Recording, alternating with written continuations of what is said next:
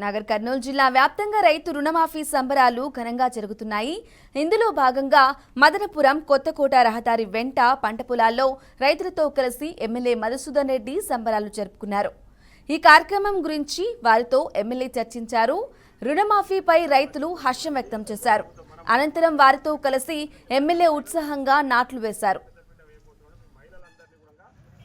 ఆర్థికంగా అభివృద్ధి చెందే విధంగా ఈ మహిళా సంఘాలన్నీ కూడా డెవలప్ చేయబోతున్నాం. ఈరోజు అందుకోసమే కరెంటు మీకోసం ఇచ్చాం, ఉచిత బస్సు మీకోసం ఇచ్చాం, సిలిండర్ మీకోసం ఇచ్చాం.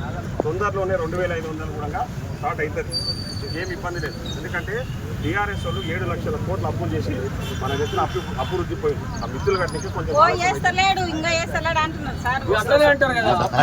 10 ఏళ్ళు వాళ్ళు ఉంటారు. మేము వచ్చి 7 నెలలే నిన్ననే ₹1,00,000 నిన్న 2 లక్షల లోపు రుణమాఫీ చేస్తామన్నా చేసిన తల్లి.